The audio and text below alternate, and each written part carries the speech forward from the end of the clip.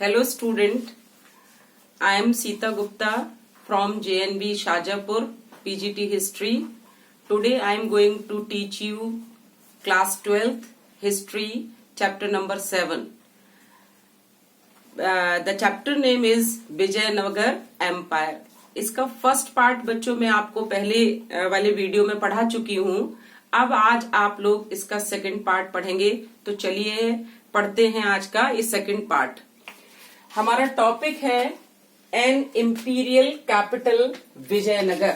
आप देख रहे हैं बोर्ड पे लिखा हुआ एन इंपीरियल कैपिटल विजयनगर, यानी विजयनगर एक राजधानी, साम्राज्य की राजधानी के रूप में.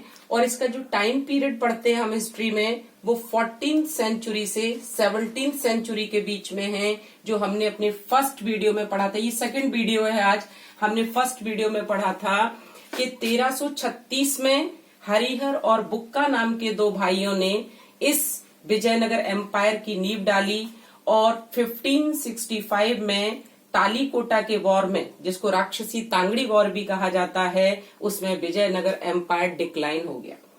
तो बच्चों आज हम लोग जो मेन टॉपिक पढ़ेंगे उनको पहले थोड़ा डिस्कस कर लेते हैं. किन पे फोकस रहेगा आज की क्लास में हमारा. सबसे पहले विजयनगर साम्राज्य में नायक कौन थे. दूसरा सवाल है विजयनगर साम्राज्य की अमर नायक प्रणाली कैसी थी.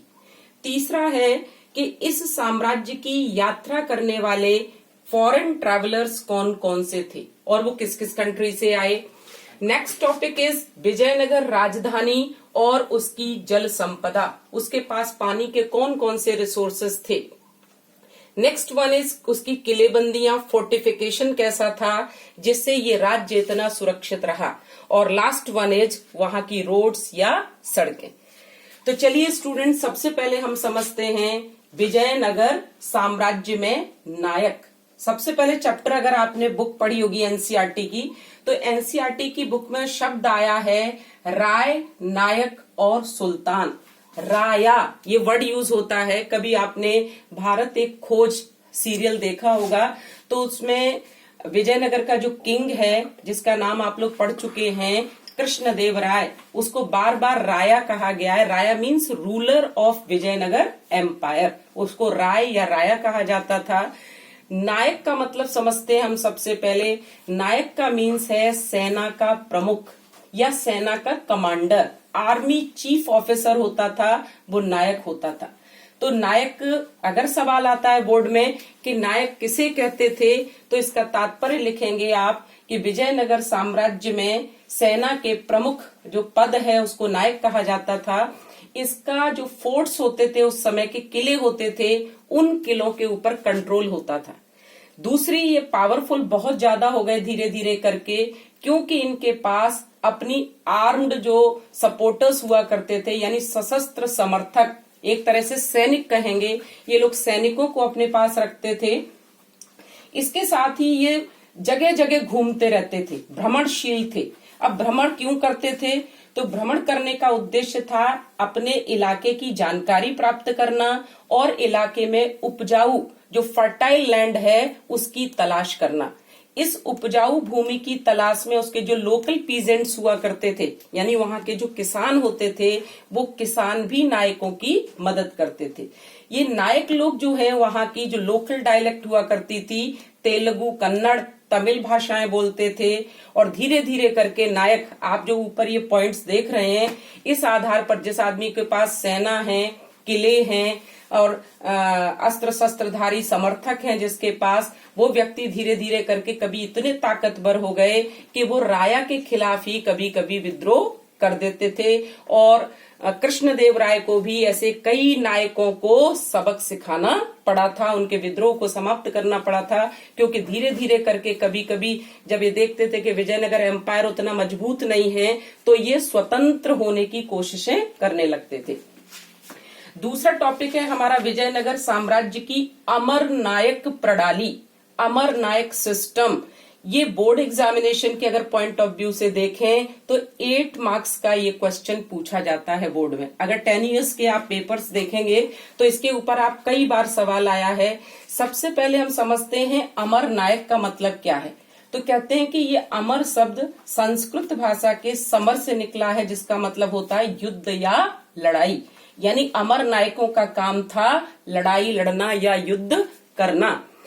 दूसरा एक और शब्द अमीर से निकला है। ये पर्शियन लैंग्वेज फारसी का शब्द है। इसका मतलब है सामंत या बड़े धनी वर्ग के लोग। तो ये अमर नायक बड़े धनी भी हुआ करते थे और इनके पास सैनिक ताकत भी थी। अब हम इस अमर नायक प्रणाली को धीरे धीरे करके पूरा समझते हैं। तो इसकी अगर विशेषताएं लिखने के लिए आएंगी तो आपको ये सारे पॉइंट डिस्क्राइब करने होंगे। यहां मैंने शॉर्ट में लिखा है, इनको आपको डिटेल करना होगा। सबसे पहली बात है कि ये अमर नायक प्रणाली जो विजयनगर साम्राज्य की विशेषता है, ये उनकी एक प्रमुख राजनीतिक खोज थी, एक पॉलिटिकल डिस्कवरी है। ऐसी व्यवस्था हमें उस समय के और किसी शासन में देखने को नहीं मिलती। अब कहा जाता है कि उनके दिमाग में ये अमर नायक प्रणाली का ख्याल आया कहां से, इसको उन्होंने कहां से सीखा। तो कहते हैं कि जो दिल्ली सल्तनत थी, जिसका टाइम पीरियड 1206 टू 1526 है, वहां जो इक्ता प्रणाली चला करती थी, इक्ता सिस्टम उनका जो था, जिसमें इक्तदार या मुक्ति हुआ करते थे, उस इक्ता प्रणाली से प्रभावित होकर के इन्होंने अपने यहाँ अमर नायक प्रणाली को अपनाया था। ये इक्ता प्रणाली का अगर डिटेल वर्णन आपको पढ़ना है तो ये क्लास 7th की हिस्ट्री बुक में आपको सल्तनत पीरियड में पढ़ सकते हैं आप इसको। तीसरी इसकी खास बात है कि जो अमर नायक होते थे वो सैन्य कमांडर होते थे, जिन्हें राय कुछ क्षेत्र देते थे। राय मीन्स राजा। इनको, इन सैन्य कमांडरों को कुछ इलाके, कुछ लैंड दे दी जाती थी और उस लैंड से, उस टेरिटरी से वो लोग टैक्स, भू राजस्व जिसको कहते हैं, रेवेन्यू कलेक्ट करते थे।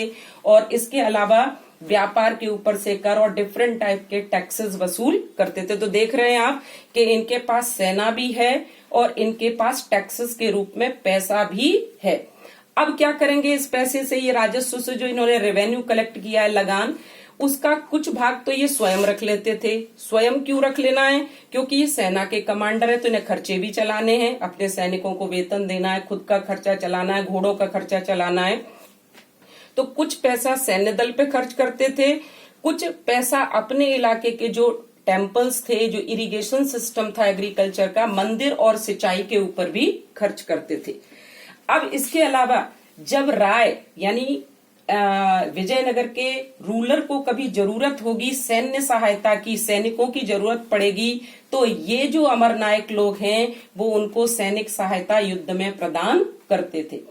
इसके अलावा राजा को साल में एक बार वो गिफ्ट भेजते थे और इस गिफ्ट भेजने का मतलब था, और खुद भी दरबार में एक बार प्रस्तुत होते थे, इसका मतलब था कि वो राजा के प्रति स्वामी भक्त हैं, अपनी स्वामी भक्ति के प्रदर्शन के लिए।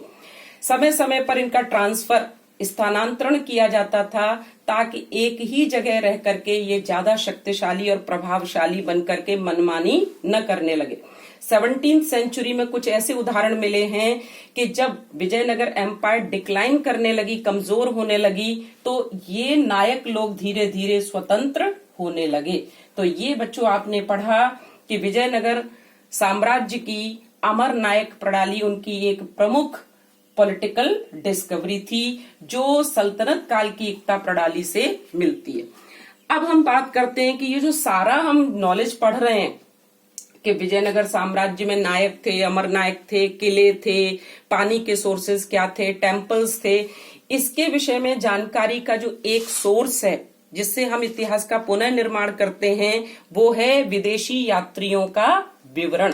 उस समय जो फॉरेन ट्रेवलर्स आए उन्होंने अपने वर्णन में विजयनगर के बारे में लिखा है। तो उनके नाम देखते, पहले हैं निकोले डे कॉन्टी, दूसरा है अब्दुल रज्जाक, तीसरा है निकितिन, चौथे हैं दुआर्ते बारबोसा, चौथा डोमिंगो पेस और पांचवे हैं फर्नांडो नूनेज।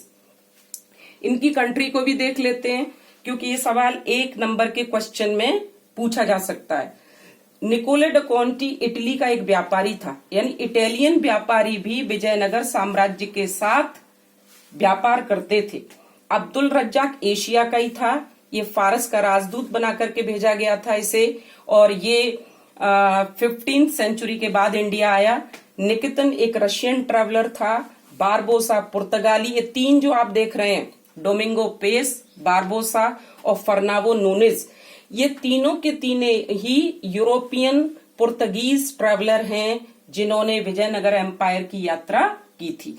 तो इनके नाम और आपको इनकी कंट्री और आगे चल करके मैं आपको पढ़ाऊंगी कि इन्होंने विजयनगर एम्पायर के बारे में क्या लिखा है। नेक्स्ट टॉपिक चलते हैं कि विजयनगर की जो राजधानी थी उसको वाटर रिसोर्सेज कौन से थे, क्योंकि आप लोग बिना पानी के कोई भी चाहे साम्राज्य हो या कोई सिविलाइजेशन हो वो सरवाइव नहीं कर सकती। तो इंडस वैली भी देखी है हमने कि इंडस रिवर के पास ही फली फूली, मगध राज्य को देखा गंगा नदी के आसपास फला फूला। ऐसे ही ये विजयनगर जो साम्राज्य है ये तुंगभद्रा नदी के आसपास था। तो इसके अगर हम फिजिकल फीचर को देखेंगे तो यहाँ तुंगभद्रा नदी बहती है और तुंगभद्रा नदी का एक प्राकृतिक कुंड है, एक तरह से इसको पानी देने का ये काम करती है। इसके अलावा अगर आप वहां की फिजिकल फीचर देखें तो इस तरीके से वहां पे, मैं थोड़ा सा उतनी एक्सपर्ट नहीं हूं, ऐसे ग्रेनाइट की पहाड़ियां हैं और बीच में कहते हैं कि यहाँ पर विजयनगर साम्राज्य था। तो ये जो पहाड़ियां थी इन पहाड़ियों से भी जल स्रोत निकलते थे, वाटर की जो धाराएं निकलती थी और ये तुंगभद्रा नदी में मिलती थी। तो ये जलधाराएं भी पानी का स्रोत था। इसके अलावा जो नदियां थी उन नदियों के ऊपर बांध बनाए, इन्होंने डैम्स बना के पानी को रोका और अपनी जरूरत के हिसाब से उसको यूज किया। नेक्स्ट है कि उन्होंने हौज बनाए, यानी बड़ी बड़ी पानी को कलेक्ट करने के लिए टैंक्स टाइप के बनाए। और एक नाम आता है कमलपुरम जलाशय, इसके अभी भी स्ट्रक्चर मौजूद है, कभी आप हम्पी जाएं तो आपको ये देखने के लिए मिलेगा।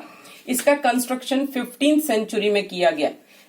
अब ये जो बांध बन गया या जलाशय बन गए या हौज हो गए, इनमें से पानी को शहर या शाही केंद्र तक जो रॉयल सेंटर है वहां तक कैसे भेजा जाएगा, तो उसके लिए उन्होंने नहरों का निर्माण कराया, कैनाल्स, जिसमें से सबसे इंपॉर्टेंट नहर है उनकी हिरिया कैनाल, जिसका जो सबसे पहला वंश है हरियर और बुक्का जिसके थे, संगम वंश के द्वारा हिरिया नहर का निर्माण कराया गया। इसके अलावा कृष्णदेव राय का नाम भी आता है कि उसने भी अपनी प्रजा के लिए नहरों का निर्माण कराया था और पुर्तगालियों को ये काम उसने सौंपा था। अगला फीचर है विजयनगर एम्पायर का किलेबंदियां या फोर्टिफिकेशन, यानी अपने साम्राज्य को सुरक्षित करने के लिए चारों ओर वॉल बनाना। तो अब्दुल रज्जाक यहां देखें बच्चों, जो फारस का राजदूत था जो विजयनगर आया था, उसने अपने विवरण में लिखा है कि ये जो दुर्ग है, फोर्ट है, उसकी 7 पंक्तियां हैं, यानी 7 दीवारों का जिक्र किया है उसने। यहां मैंने कुछ चित्र बना करके आपको समझाया है, देखिए 1 2 3 4 5 6 7, इस तरीके से ये 7 दीवारों से घिरा हुआ था। अब इस 7 दीवारों में वो कहता है अब्दुल रज्जाक कि जो पहली, दूसरी और तीसरी जो दीवार है उसके अंदर जुते हुए खेत हैं, बगीचे हैं, आवास है, और अंदर की तरफ जाते जाएंगे तो वहां शाही केंद्र यानी राजा का जो रहने का इलाका है वो है, और मंदिरों का इलाका है, धार्मिक केंद्र है, और बाकी की चीजें हैं, बाजार वगैरह हैं। सबसे खास बात है इस फोर्टिफिकेशन की कि अभी तक कहीं भी शहर को तो घेरा गया है दीवारों के द्वारा, लेकिन खेती के इलाके को, एग्रीकल्चरल लैंड जो है या जो जंगल हैं या जो बाग बगीचे हैं, वो कहीं भी दीवार बना करके नहीं घेरे गए थे। बहुत खर्चीला काम था, लेकिन विजयनगर के राजाओं ने कि अड़ोस पड़ोस से जो आक्रमण होते थे तो अपनी सुरक्षा के लिए उन्होंने खेती वाले क्षेत्र को भी, फॉरेस्ट के इलाके को भी और उद्यानों के इलाके को भी दीवार बना करके सुरक्षित कर दिया था। अब दीवार किससे बनी थी? तो दीवार कहते हैं सुंडाकार पत्थर हुआ करते थे, फनाकार, जैसे सांप का फन होता है, फनाकार पत्थरों को आपस में गूंथ करके, इंटरलॉकिंग करके, उसमें किसी सीमेंट का, किसी गारे का प्रयोग नहीं है। और अपनी एनसीईआरटी की बुक में आप फर्स्ट पेज पर देखेंगे तो उस दीवार का एक चित्र आपकी बुक में दिया गया है कि बड़े बड़े पत्थरों को इंटरलॉकिंग करके बनाई गई है और उस दीवार को तोड़ना भी आसान नहीं है। दुर्ग में अब जो ये वॉल है बनी हुई है चारों तरफ, इसमें प्रवेश के लिए यहाँ ऐसे प्रवेश द्वार होते थे गेटवेज होते थे और इन गेटवेज के ऊपर जो बाहर हैं वो सुरक्षा कर्मी तैनात रहते थे और यहीं से सड़कें जाती थी अंदर के लिए, यानी कोई डायरेक्टली इन गेटवेज के अलावा उसमें एंटर विजयनगर में नहीं कर सकता है। और ये प्रवेश द्वार अपने आर्किटेक्चर के लिए बड़े मशहूर थे कि ये हिंदू राज्य है, विजयनगर दक्षिण का एकमात्र हिंदू राज्य है, लेकिन इनके प्रवेश द्वारों की अगर हम स्ट्रक्चर को देखें, उनकी स्टाइल को देखें तो ये इंडो इस्लामिक शैली में बनाए गए हैं। इसकी पिक्चर भी आपकी एनसीईआरटी की बुक में आपको देखने के लिए मिलेगी। ये शहर को मुख्य सड़कों से जोड़ते थे, यानी यहां से अगर एंटर करेंगे तो कहते हैं कि जहां पहाड़ आते थे उस इलाके को छोड़ देते थे ये, बाकी घाटियों से होकर के सड़कें जाती थी अंदर तक और आप पक्की सड़कों के द्वारा पूरा शहर आपस में जुड़ा हुआ था। अब सड़कों की बात कर लें तो सड़कों के बारे में कहा गया है कि घाटियों से होकर के सड़कें निकलती थी। घाटियों का मतलब है कि ये मान लीजिए हिल्स हैं, ये इस तरीके के हिल्स हैं, तो हिल्स में कहीं कहीं ये मैदानी इलाके होते हैं, वहां पहाड़ नहीं होते, तो उन मैदानी इलाकों में से होकर के ये अपनी सड़कों को निकालते थे जहां सड़कें बनाना आसान होता था। सड़कें मंदिरों के आगे से भी निकलती थी, उनके गोपुरम के आगे से, और इनके दोनों ओर मार्केट के अवशेष मिले हैं कि बड़े बड़े बाजार होते थे और इन बाजारों में देश विदेश के व्यापारी व्यापार करने के लिए आते थे। और ये विदेशी यात्री लिखते हैं कि विजयनगर के बाजार में कोई भी चीज ऐसी नहीं थी जो नहीं मिलती हो। तो उनकी नायक प्रणाली, अमर नायक प्रणाली, उनकी जल संपदा, उनका फोर्टिफिकेशन और उनकी सड़कें, ये बहुत ही यूनिक है उनकी। तो बच्चों इसी के साथ आज का ये हमारा सेकंड पार्ट यहीं खत्म होता है और अब मैं आपसे अलविदा कहूंगी। अब नेक्स्ट थर्ड पार्ट में फिर से मिलेंगे। Okay bye.